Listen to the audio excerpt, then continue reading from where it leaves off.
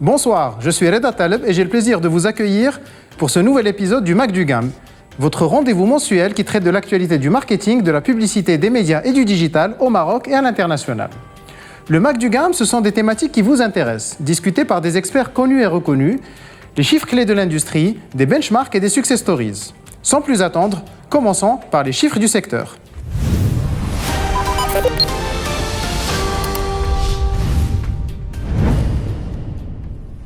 Au 15 septembre 2022, les investissements publicitaires ont dépassé la barre des 5 milliards de dirhams en quasi-stabilité par rapport à 2021. Les entreprises de services viennent à la tête du podium des investisseurs, suivies de très près par les télécommunications. Les deux highlights sont l'automobile, qui a réduit ses investissements de 84%, et le transport, qui a plus que doublé ses investissements. En ce qui concerne les audiences télé, la durée d'écoute moyenne individuelle est restée stable entre septembre 2021 et septembre 2022. Pour les audiences radio, on note une stabilité de l'audience cumulée entre le deuxième trimestre 2021 et le deuxième trimestre 2022. Il est toutefois à noter que la tranche horaire 14-17 heures reste la plus performante sur la journée. Pour ce qui est du baromètre de la consommation des foyers en FMCJ, on note une augmentation de 6% des dépenses des foyers et une augmentation de 4% du nombre d'articles achetés pendant le premier semestre 2022. C'était tout pour les chiffres du GAM. Passons à présent à la deuxième rubrique de notre émission, le débat du GAM.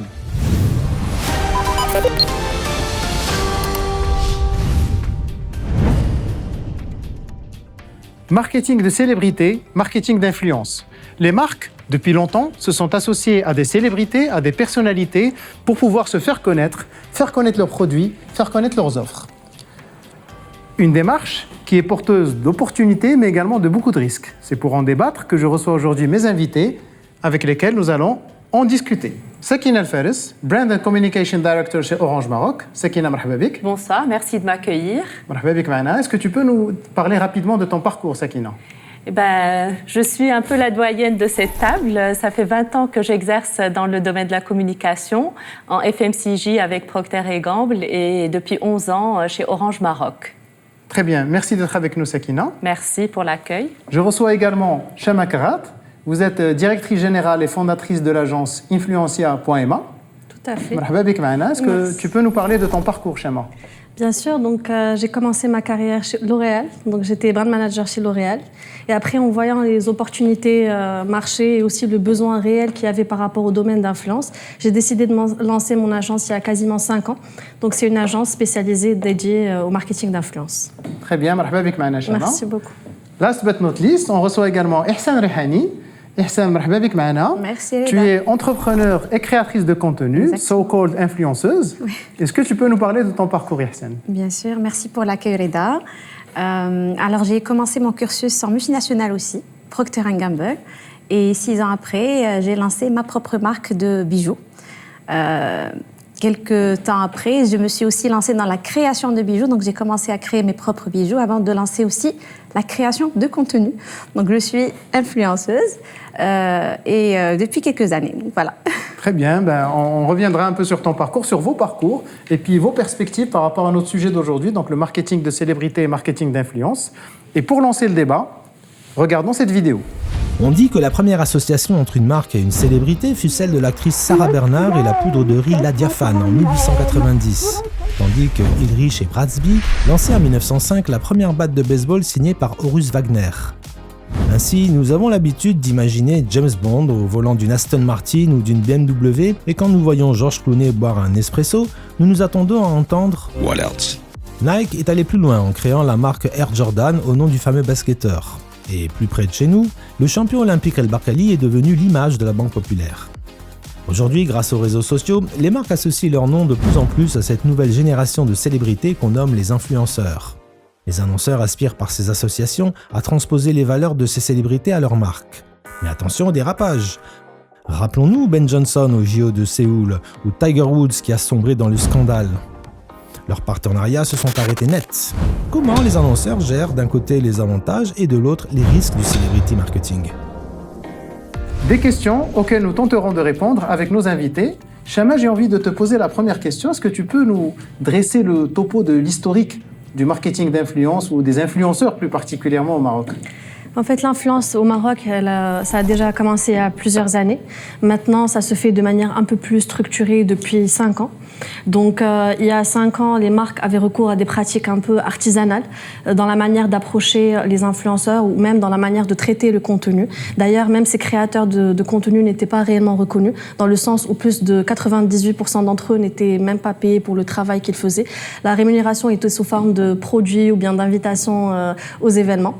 Et ça se reflétait aussi sur le budget alloué de la part des marques à ces influenceurs qui, pour le total influence, ne dépassaient jamais, pour les plus avant-gardistes, 5% de leur budget. D'accord. Donc, c'est toujours le cas aujourd'hui. Cette dynamique-là est en train de changer, on a l'impression. En fait, la dynamique, elle est réellement en train de changer, dans le sens où il y a eu un vrai gain d'intérêt par rapport à ces influenceurs, et aussi, on voit de plus en plus leur impact. Même si on prend en compte des indicateurs clés, comme même le nombre d'influenceurs, et donc c'est le panel de choix. Justement, il y en a marques. combien au Maroc, les influenceurs? En fait, au Maroc, il y a 5 ans, il y en avait 1300. D'accord. Donc, fin 2017-2018, on avait fait un recensement, c'était 1300. Et à date, on compte plus de 60 000 influenceurs au Maroc. Qu'est-ce que tu entends par influenceur? Comment on définit un influenceur? 60 000, c'est qui ces gens-là? Ces gens-là, c'est des personnes qui ont en moyenne plus de 3000 followers qui les suivent. C'est des personnes qui ont un compte public, qui publient en moyenne un minimum de 10 contenus par mois et qui ont déjà tagué quelques marques ou déjà mentionné quelques marques dans leur collaboration. D'accord. Quel que soit le réseau social, ce sont des critères pour définir un influenceur. Exactement. Donc aujourd'hui, on parle de 60 000. Oui, il y a 60 000 et aussi on commence à être l'un des plus gros acteurs dans la région. À titre juste comparatif, la Tunisie, par exemple, compte 20 000 influenceurs, alors que l'influence a démarré plutôt chez eux, et l'Algérie, 40 000 influenceurs. Donc 60 000 influenceurs, c'est un vrai panel de choix pour les marques, pour les accompagner, dépendamment de leurs objectifs, de leurs priorités, de leur stratégie. Et donc, ça donne encore plus de crédibilité. J'imagine, entre les marques et le positionnement des influenceurs. Alors justement, d'où la nécessité, j'imagine, d'avoir des agences comme la tienne, et on a d'autres également, pour structurer un peu ce secteur finalement entre cet écosystème d'influenceurs, 60 000 créateurs de contenu, et les marques, pour justement se retrouver. J'imagine que vous êtes aussi là pour apporter de la structuration, de la professionnalisation de la démarche. Exactement. Le rôle aujourd'hui de l'agence, il est double. D'un côté, on joue un rôle par rapport au client, dans le fait de l'accompagner dans sa stratégie d'influence, parce qu'il y a un vrai besoin de structurer ça. Donc la stratégie, le type de contenu, et ça bien sûr partant de leurs objectifs, des objectifs des clients, des insights qu'ils peuvent avoir, etc., pour aboutir à la stratégie qui répond le mieux par rapport à leurs objectifs. Et d'un autre côté, c'est faire le suivi avec les influenceurs en choisissant déjà les bons profils adéquats à la marque. Et quand on choisit les profils adéquats, ça va dans les deux sens. Parce que la marque a intérêt à trouver un influenceur affinitaire avec sa marque, mais dans l'autre sens, l'influenceur a tout l'intérêt d'avoir une marque qui représente pareil ses valeurs. Donc c'est un choix qui doit se faire, c'est comme un mariage, donc c'est un choix qui doit se faire des deux côtés. Et on les accompagne aussi d'un point de vue rémunération. Comme j'ai dit tout à l'heure, avant, ils n'étaient pas rémunérés. Donc nous, on négocie pareil leur budget par rapport aux campagnes qu'on gère avec nos clients. Parfait, merci Chama. Merci. Sakina, je me retourne vers toi. Donc, je rappelle que tu es Brand Communication Director chez Orange Maroc.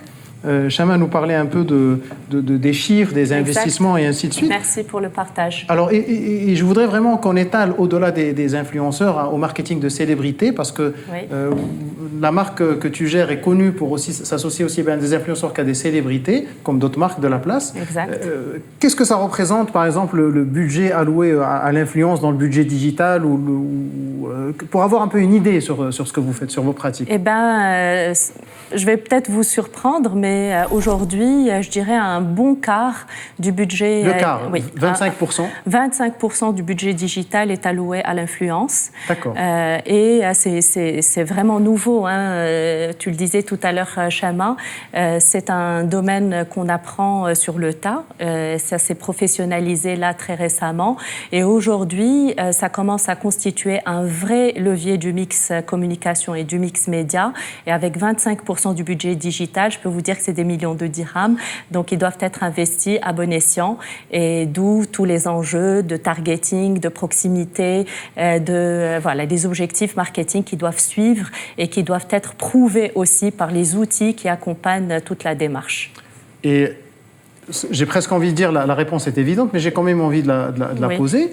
Et il y a un retour sur investissement, c'est beaucoup d'argent. Est-ce que cet argent est bien utilisé de cette manière? Est-ce que vous vous posez la question, est-ce que finalement ça vaut la peine? Est-ce que ce n'est pas un risque finalement d'être au service de l'influenceur ou de la célébrité? Finalement, c'est à eux que servent nos investissements plutôt qu'à la marque. Quelle est la lecture que tu en fais aujourd'hui, Sakina? Absolument. On va dans la professionnalisation de ce canal qui est un vrai canal du mix média. D'ailleurs, l'influence marketing a suscité beaucoup de débats dans les entreprises sur à quelle organisation le raccrocher. Aujourd'hui, chez Orange Maroc, ça fait partie prenante de l'équipe média. Donc, l'influence est dans l'équipe média. C'est-à-dire qu'on considère que c'est un canal, vrai canal avec une audience et donc qui suit l'ensemble des métriques que vous connaissez du média. Nous, on est les vieux qui ont démarré avec la télé, avec les coûts par contact, avec aujourd'hui avec l'évolution avec les coûts GRP. Aujourd'hui, avec l'évolution du digital, on est sur le coût acquisition. Et donc, avec l'influence, on passe à des métriques qui sont encore plus engageantes, puisqu'on parle de coût conversion. Aujourd'hui, on a des influenceurs qui proposent des codes promo qui sont traquables dans le temps au niveau des boutiques et dans le digital quand il s'agit d'e-commerce. On a des taux d'engagement qui sont aussi au rendez-vous et qui sont par des outils monitorables de manière continue. Donc aujourd'hui, on est fiers d'avoir au Maroc, tu le disais Chama, un panorama qui est très très large et aussi des agences qui se sont professionnalisées et des annonceurs qui sont friands d'apporter une logique, un rationnel derrière l'ensemble de ces investissements. Merci Sakina. Je me retourne vers toi, Ihsan. Donc, on a entendu un peu l'agence, on va dire, l'annonceur. La troisième partie de ce triptyque, c'est finalement l'influenceur, le créateur de contenu que tu représentes aujourd'hui. Est-ce que tu peux partager avec nous ton retour d'expérience? Comment se passent finalement ces collaborations avec les marques? Comment tu fais pour choisir? Comment est-ce que finalement ce mariage dont parlait Chama tout à l'heure se réalise? Et quel est ton retour d'expérience, Ihsan? Alors, merci Reda. Effectivement, aujourd'hui, l'influence, c'est un canal de communication tout comme les autres. La seule petite différence, c'est que la communauté, les personnes qui nous suivent, s'identifient à nous. D'où l'importance d'avoir justement un univers clair, un univers spécifique, un style de communication, essayer justement de partager dans le respect de cet univers pour builder cette relation et justement builder aussi la crédibilité de cette communauté. D'accord. La crédibilité entre toi et ce que tu appelles la communauté, c'est les gens qui te suivent finalement, les gens qui sont là en train de regarder les stories, d'aller chercher ta dernière vidéo. Donc ces gens-là te suivent parce qu'ils ont intérêt à écouter un peu ce que tu as à leur dire, c'est ça? Et donc tu dois être fidèle à ta ligne éditoriale, on va dire. Justement, ils s'identifient à toi, ils se retrouvent. Par exemple, dans mon cas, je partage ma journée en tant que femme, entrepreneur, mais aussi maman, je donne des conseils. Et d'où aussi l'importance de partager pas uniquement des collaborations, mais aussi de la vraie production de contenu, des conseils qui vont builder cette crédibilité. D'accord. Mais est-ce que quand tu fais ça, tu as en tête des marques qui t'intéressent? Tu dis, je vais faire ce contenu-là parce que telle et telle marque vont être intéressées et vont venir vers moi? Ou alors, ça vient plutôt dans l'autre sens, toi, tu es concentré sur la création de contenu éditorial, et puis soit les marques sont intéressées, ils se disent, tiens, ça c'est intéressant, ou alors des gens comme Chama, des agences, des acteurs de l'écosystème se disent, tiens, on a repéré Ihsan qui fait du contenu tu as une chaîne YouTube où tu fais de la cuisine, c'est ça? Exactement. Si je ne m'abuse, et puis tu partages ton quotidien. Est-ce que tu cibles les marques par ton contenu ou alors tu essaies d'être toi-même d'abord et puis que les marques qui sont intéressées viennent? Je pense que ça va justement dans l'autre sens. D'accord. Avoir un univers, partager ses passions. D'accord. Et à partir de là, il y a des marques qui se retrouvent et qui viennent se greffer à cet univers-là. Donc c'est un mariage comme l'a expliqué Chama, entre la marque, mais aussi l'influenceur qui partage un contenu spécifique. Et comment ça se passe? Alors, si je suis une marque et je te contacte et je te dis, voilà, je voudrais qu'on collabore, collabore, voilà le message que je souhaiterais que tu fasses passer et combien je dois payer. Je fais le cliché. C'est comme ça que ça se passe et tu me donnes un chiffre. C'est exactement ça. Alors justement, c'est un point que je voulais soulever, Reda, oui. Dans le sens où, et heureusement, c'est pas général, mais on reçoit différents briefs. On essaie de sélectionner les marques qui nous ressemblent le plus, les marques qui peuvent entrer justement dans notre quotidien, dans notre univers et qui vont aussi plaire à notre communauté, qui s'identifient à nous justement. Certains briefs sont juste parfaits par rapport à ce qu'on attend nous et qui nous laissent aussi cette flexibilité de partager dans notre style, dans nos valeurs, mais aussi on reçoit des briefs qui sont un peu plus figés, moins flexibles. D'accord. Donc si je résume, il y a également un rôle chez le créateur de contenu, chez la célébrité, chez l'influenceur pour choisir des marques, mais également des opérations qui sont plus affinitaires, qui vont contribuer également à élargir et à consolider cette communauté de suiveurs. Donc il y a également un enjeu pour toi, pour vous, j'ai envie de dire, parce que tu représentes un peu ces 60 000 créateurs de contenu dont tu as parlé, Chama. Donc c'est important également pour toi de choisir avec qui tu collabores. Aujourd'hui, le capital d'un créateur de contenu, parce que moi je n'aime pas trop le terme influenceur, le vrai capital aujourd'hui, c'est sa crédibilité. D'accord. Donc le plus, on fait attention aux marques avec lesquelles on collabore, au style de communication, aussi à ce qu'on propose, parce que c'est un peu comme à la télé. Aujourd'hui, si on va se retrouver avec que des pubs, on va être plus tenté à passer à une autre chaîne. À zapper, tout simplement. Donc, il faut ramener de la valeur ajoutée, des conseils, avoir de la production de contenu propre, en plus des placements de produits, mais encore une fois, des placements de produits qui rentrent dans ton univers, qui rentrent dans ta journée et non pas en tant que bloc. C'est une cohérence avec le... Exactement. Très bien, très bien. Alors, Chama, Hassan nous parle de... Heureusement que ce n'est pas les mêmes, qu'il y a des pratiques différentes. Quel est l'état des lieux de la place, on va dire, des créateurs de contenu? S'il faut bannir le mot influenceur, bon, c'est le terme qu'on utilise de manière usuelle, donc on va pas le bannir aujourd'hui. Mais de ces 60 000 personnes aujourd'hui, est-ce que tu peux nous donner encore plus d'insights sur qui ils sont, un peu, qu'est-ce qui se passe aujourd'hui dans cette scène? En fait, aujourd'hui, ces 60 000 personnes sont devenus un levier vraiment incontournable au niveau de la communication des marques, parce que ça permet de rapporter de la crédibilité à la communication, de l'authenticité de par le capital sympathie dont ils bénéficient par rapport à leur communauté, et ça permet aussi d'avoir une diversité de contenus auxquels systématiquement au moins une personne de la communauté s'identifiera. Pour différents types de publicités, on sort par exemple une publicité, une image ou autre. Pour l'influence, on a la chance de pouvoir diversifier dépendamment des objectifs et des priorités. Aujourd'hui, si on veut faire une image un peu par rapport à ça, au Maroc, on a la chance d'avoir plusieurs créateurs de contenu et surtout de jeunes créateurs de contenu. Il faut prendre en compte que 74% des influenceurs ont entre 18 et 34 ans, ce qui fait que c'est de jeunes talents qui regorgent vraiment de talent et de créativité, et donc c'est une très belle opportunité pour les marques. Et aussi d'un autre côté, il faut prendre en compte, c'est un élément qui est très important parce qu'il y a une très belle évolution par rapport aux autres années. C'est par exemple aujourd'hui une publication sur 100 qui est faite par les influenceurs, c'est une publication sponsorisée. Donc c'est une évolution de 120% par rapport à l'année dernière, ce qui est énorme. Et ça dénote aussi, de l'efficacité de certaines campagnes d'influence qui ont rassuré les marques pour investir davantage, et aussi de cette fusion qui peut venir entre la marque et le créateur du contenu pour justement accomplir ces résultats. D'accord. Et tu voulais rajouter quelque chose par rapport à l'état des lieux aujourd'hui? Oui, par rapport à l'état des lieux, l'autre point, c'est que aujourd'hui, on est toujours dans un stade où il y a encore beaucoup d'évolutions à effectuer. Et d'ailleurs, même par rapport aux 60 000, parce qu'on a beaucoup abordé ce chiffre, en fait, il faut prendre en compte que 50% d'entre eux ont moins de 30 000 followers. Donc, c'est encore de jeunes communautés. C'est des communautés qui veulent se lancer. C'est des communautés qui sont passionnées et qui veulent partager. Et à contrario, il y a uniquement 5% qui dépassent les 500 000 followers.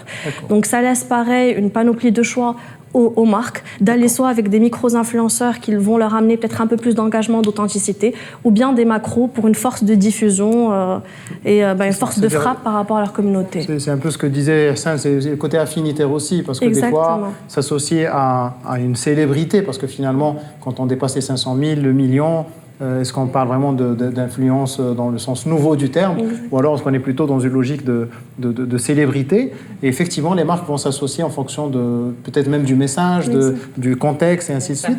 Justement, Sakina, je voulais te poser la question, je sais que de par ton expérience passée, actuelle, il y a des budgets, il y a des enjeux de retour sur investissement qui sont très importants. Donc j'imagine qu'il y a un process. C'est pas j'ai vu une vidéo qui m'a plu, donc on va travailler avec ce tel ou tel créateur de contenu, tel ou tel influenceur ou telle célébrité. J'imagine qu'il y a un process, qu'il y a une démarche, qu'il y a des chiffres. Est-ce que tu peux nous démystifier un peu comment vous faites? Chama a déjà posé les bases. Maintenant, au niveau de l'annonceur, comme vous le savez, les campagnes, elles ont différents objectifs. Donc, pour un objectif de trafic, donc il s'agit d'aller chercher les influenceurs, tu l'as cité, les macro-influenceurs qui ont le plus de trafic, qui vont permettre de relayer la campagne vite quand aussi la campagne a besoin de faire son reach rapidement. Là aussi, le macro-influenceur s'impose et donc dans le mix, l'objectif principal, c'est d'aller chercher la notoriété très très vite.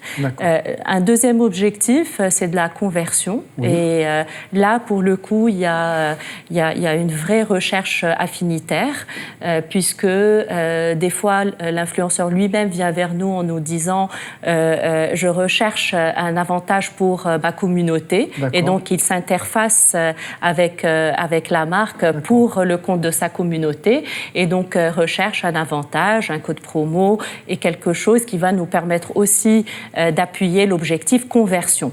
Et la conversion avec les démarches qui sont engagées, avec notamment ce que je viens de dire, le code promo, nous permet parfaitement de relier l'influenceur à l'objectif vente qui a été réalisé. Et troisièmement, il y a le côté relationnel, proximité. Ces influenceurs, ils ont su concourir les cœurs de leur communauté. Vous êtes proche d'eux, ils veulent en savoir encore plus sur vos vies et donc ils valorisent aussi les marques qui viennent et qui dévoilent ce petit côté qui peut-être n'a pas été forcément partagé ou cette information ou ce vécu qui a pas été dévoilé.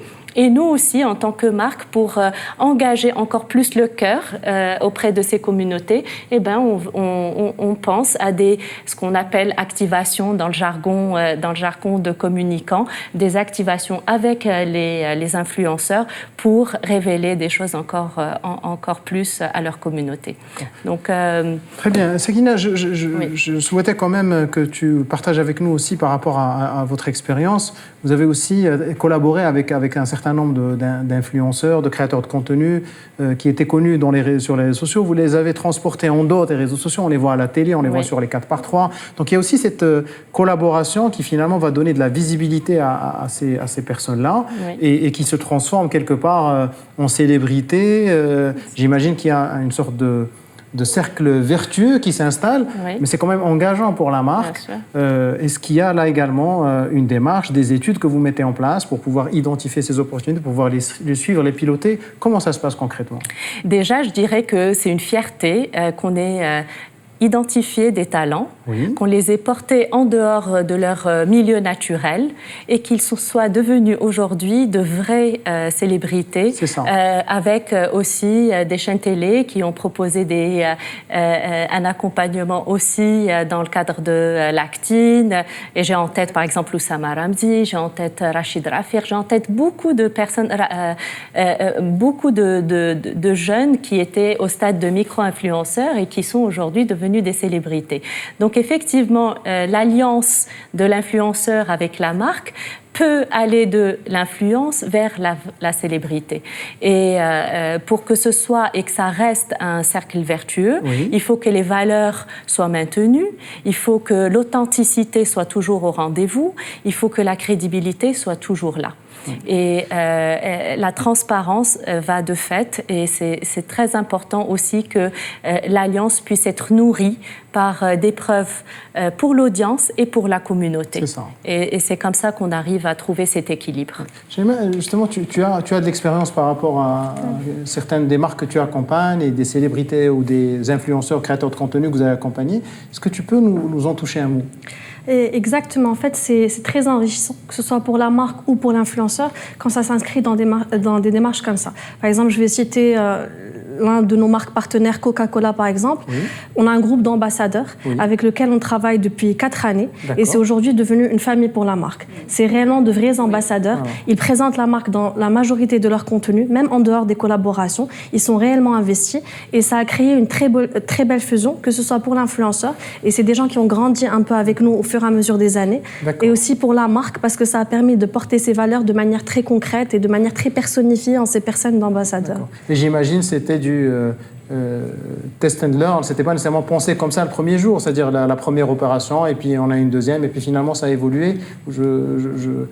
Ma supposition est juste Non, en fait, exactement. Notre volonté dès le départ était de créer un groupe d'ambassadeurs. C'était un groupe d'ambassadeurs. Il y avait quand même une réflexion à la base pour maintenir consistency, pour maintenir dans le temps justement cette collaboration entre un groupe identifié d'influenceurs pour lesquels il y a peut-être affinité de valeur aussi avec la marque. Exact. Et en fait, je pense que c'est une bonne pratique de manière générale parce que du coup, ça augmente la crédibilité de la campagne, ça augmente l'authenticité de l'approche et ça en fait vraiment des personnes qui communiquent sur la marque, non seulement parce que peut-être qu'ils ont une rémunération derrière ou autre, mais c'est parce qu'ils aiment réellement la marque. Ils ont réellement intégré la marque, ils s'approprient les valeurs de la marque et ça crée un contenu davantage plus authentique. Et après, bien évidemment, même s'il y a cette volonté au début, c'est un processus continu de test and learn où on ajuste les campagnes en fonction des retours qu'on a jusqu'à ce jour d'ailleurs. D'ailleurs, pour les outils dont on n'a pas parlé tout à l'heure, aujourd'hui, en termes d'influence, nous avons une panoplie de ressources qui nous permettent de traquer depuis, avant le lancement d'ailleurs pour le targeting, pour la base des influenceurs à adresser, mais aussi tout le long de la campagne, l'ensemble des KPI. Et ça, c'est très important parce que tu citais tout à l'heure comment évolue la relation jusqu'à la célébrité. Eh ben, il arrive par moments qu'il y ait des essoufflements, comme à la télé, on a du wear-out. Eh ben, il y a de l'essoufflement. On a trop vu l'influenceur avec la même marque et ça commence à pâtir sur la crédibilité. Et donc, il faut renouveler, et l'impact aussi. Et donc, il faut renouveler le panel et ouvrir peut-être son prisme sur de nouvelles thématiques, de nouveaux influenceurs à fidéliser. D'accord. Yassine, je reviens vers toi par rapport à ton expérience et ton vécu. Aussi bien Sakina que Shama nous ont parlé d'affinité, de valeurs, tu les citais tout à l'heure. Qu'est-ce qui fait justement qu'une relation avec une marque puisse durer, le renouvellement? Est-ce que c'est ta responsabilité? Tu sens que toi, tu dois ramener des choses ou alors tu attends qu'on vienne avec des briefs? Quel est ton retour d'expérience par rapport à cela? Alors aujourd'hui, notre communauté, moi je l'appelle, c'est une famille Instagram, c'est une Insta Family. Insta Family. Et à la recherche de spontanéité. D'accord. Et c'est justement les retours qu'on a. Donc à la recherche de spontanéité et d'émotion. Ce que j'entends par spontanéité, encore une fois, c'est d'avoir un style de communication, rester naturel, respecter son univers et aussi partager avec beaucoup de sincérité. On peut faire des placements de produits, mais tout en partageant réellement avec nos mots, avec notre expérience à nous, et justement d'où l'importance de tester à chaque fois avant d'accepter les collaborations pour être convaincu et partager avec conviction.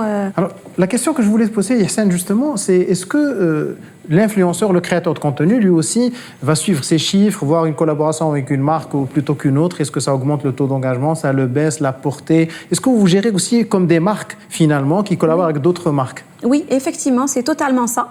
Et c'est un point, justement, que je voulais aussi aborder.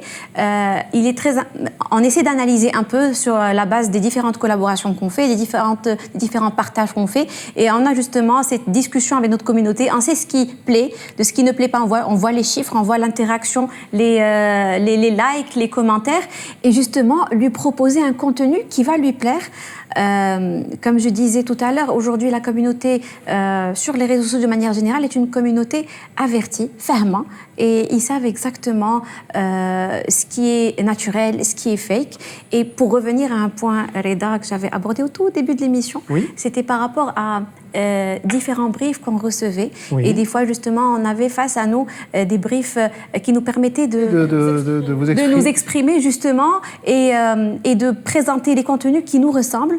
Tant on reçoit des briefs figés, où on nous demande limite des fois des scripts. Et là, moi, personnellement, je commence à refuser ce genre de brief parce que ça ne plaît pas à la communauté. J'imagine qu'à long terme, ça doit avoir un impact sur justement ta crédibilité, le taux d'engagement. Et c'est justement le capital d'un créateur de contenu de manière générale. Donc tu y veilles particulièrement, j'imagine. Exactement. Alors, autant de sujets intéressants. Bien évidemment, on pourrait prolonger des heures. Mais j'ai envie, Chama, si tu nous donnes un peu ta lecture. Tu nous as parlé de l'historique, on a un peu dressé l'état des lieux, les interactions. Comment on se projette? Où va finalement ce sujet de l'influence? Quelle est la vision? Comment tu vois les choses évoluer? Je pense que l'influence n'est qu'à ses débuts. Donc l'influence prendra de plus en plus d'intérêt, que ce soit auprès des communautés et aussi bien auprès des marques. Après, on devra changer quelques manières d'aborder l'influence. Par exemple, dans quelques années, on ne parlera plus de marketing d'influence, mais de marketing de confluence, qui est une fusion entre le contenu et l'influence, où l'influenceur devra être partie prenante du contenu. Et comme l'a dit Ihsan, ne plus être un exécutant d'un brief qu'il reçoit ou d'un script qu'il reçoit, mais plutôt d'être force de proposition.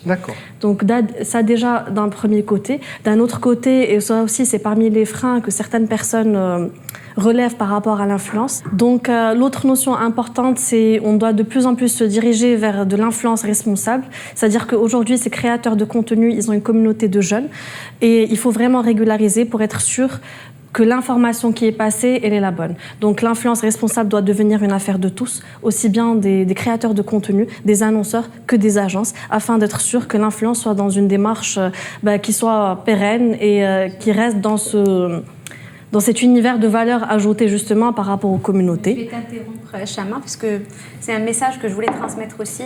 Je voulais déjà te remercier, parce qu'effectivement, c'est très important de donner cette importance au côté confiance, au côté aussi liberté, de proposer du contenu qui ressemble à l'influenceur et du coup qui ressemble à la communauté qui le suit.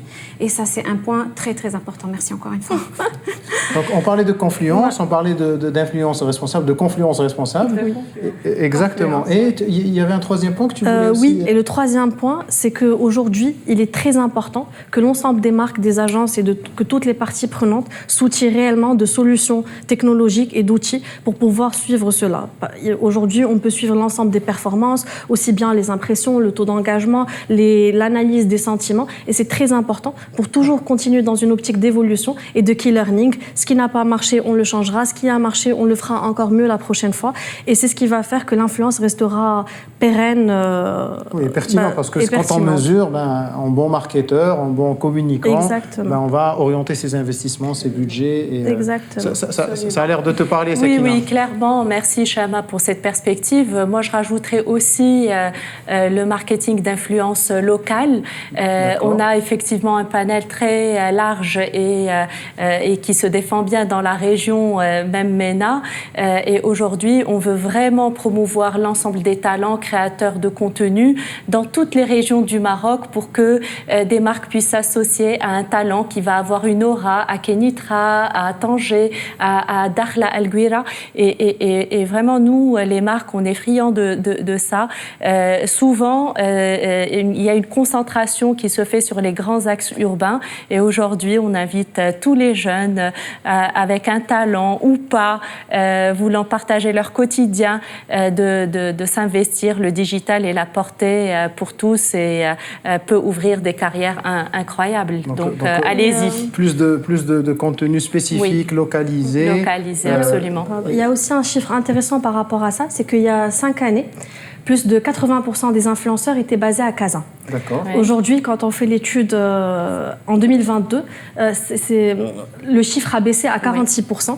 Et effectivement, on voit l'apparition de plus en plus d'influenceurs dans les différentes régions du Maroc. On en voit au nord, au sud, à l'oriental, dans les différentes régions. Et c'est une très belle opportunité pour les marques pour aussi aller au-delà de l'influence qu'on fait aujourd'hui, qui est une influence nationale. On essaie de localiser par rapport au Maroc, mais une influence plus régionale avec peut-être des concepts par région, dépendamment du comportement du consommateur dans chaque région. Vivement encore plus. Parfait. Mesdames, je vous remercie. Les femmes sont en force dans ce débat du GAN. Je vous remercie pour votre contribution. Merci Reda. Je vous retiens parce que nous allons maintenant passer à notre dernière rubrique de l'émission, le case study du GAN.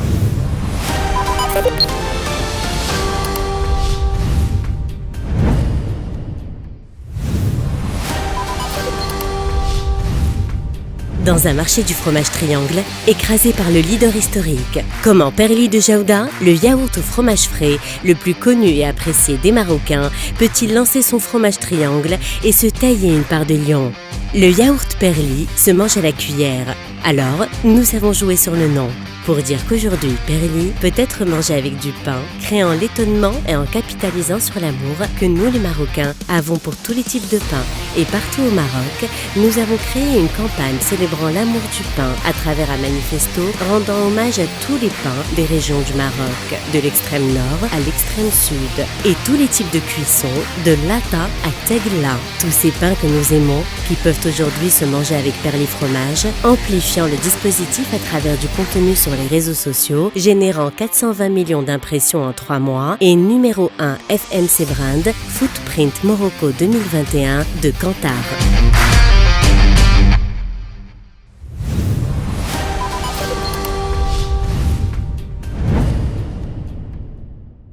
ثلاثة الخبزات ونص في النهار هي اللي كناكلوها حيت عزيز علينا الخبز خبز ديال الدار ديال سميد ديال الشعير ديال الفرس ديال النخاله ديال الزرع بلا جلوتين وحتى الخبز ديال الستوريات وديال الميساجير تفرنوت كرون باريزيانا كوميره كنديوه في الوصله كنطيبوه في الفران ديال الدرب ولا ديال الدار وحتى بلا فران كنمديو به سنينات وإلا طاح في الأرض كنبوسوه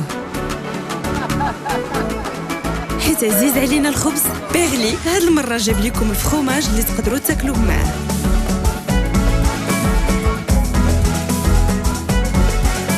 بيغلي جودة أفضل ما في الأجبان. Une marque locale qui se développe, qui prend le leadership et qui aujourd'hui se stretch à de nouveaux segments. Un beau case study. Mesdames, des réactions ?